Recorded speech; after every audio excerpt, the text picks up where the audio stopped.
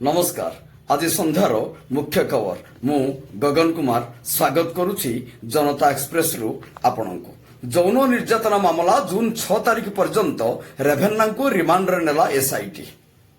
आज जर्मान रु भारत फेरिबा परे रेभेन्ना को एयरपोर्ट रु गिरफ कला एसआईटी। गिरफ करा जिबा परे जेडीएस सांसद को बेंगालुरु एक कोर्ट रे हाजर करा जायथिला। आउ ताहा परे तांकु 6 दिन पई एसआईटी हेफाजत को पठाई देइछंती। तेबे एही समय मध्यरे एही यौन निर्यातना मामला रे तांकु पचरा उचरा करिवो। भाइरल सेक्स वीडियो रे थिबा स्वर रेभेन्ना की नुह ताहा मध्य फोरेंसिक जांच करिवो।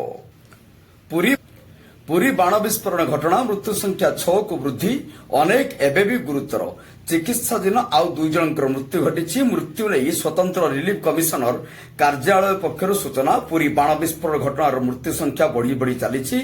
सरकार स्थिति उपरे नजर रखिथिबा एसआरसी कार्यालय पक्षर कहुଯାଇଛି। सेपरि मृतकों परिवार लोकों को 4 लाख टंका लेखाएं सहायता राशि सरकार तरफ प्रदान कराजिबो बोली पुरी जिल्लापाल कहिसंती। इंग्लैंड रु एतिकी टन सुना फेराई आनिला आरबी। Reserve Bank of India Britain रु 100 टन सुना देश को फेराई आनिछि। एही सुना भारत रो थिला जहा को वर्षक पूर्वरु बंधा रखा जायतिला। एही सुना आरबीआई रो स्टोरेज रे जमा हाइछि। वर्तमान यहा परे भारत आसंता किछि मास मध्यरे ब्रिटेन रु अधिक सुना फेराई आनिबा को चेष्टा करूछि। एक्जिट पोल वितर्क रे भाग नेबनी कांग्रेस। नवादिल्ली लोकसभा निर्वाचन 2024 रो शेष पर्याय भोटिंग परे जून रे फलाफल आसीबो। या पूर्वरु शनिवार टीवी न्यूज चैनल और विभिन्न एजेंसी द्वारा एक्जिट पोल रो फलाफल आकलन कराजिबो।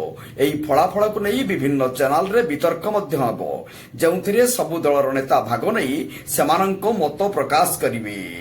किंतु एक्जिट पोल रे गोटे दिन पूर्व कांग्रेस एही आलोचना रे भाग नेब नाही बोली बड़ घोषणा करिछि। शेष पर्याय भोटिंग परे टीवी चैनल रे प्रसारित हेबाकु थिबा एक्जिट पोल आलोचना रे अंशग्रहण करिवो नाही बोली कांग्रेस निष्पत्ति नेछि। प्रधानमंत्री नरेंद्र मोदी निजको भगवान भाबुछंती बोली अरविंद केजरीवाल कहिसंती।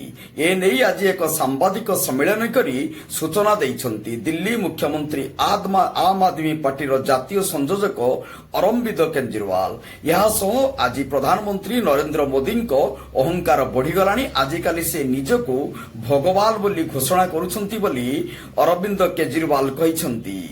नमस्कार।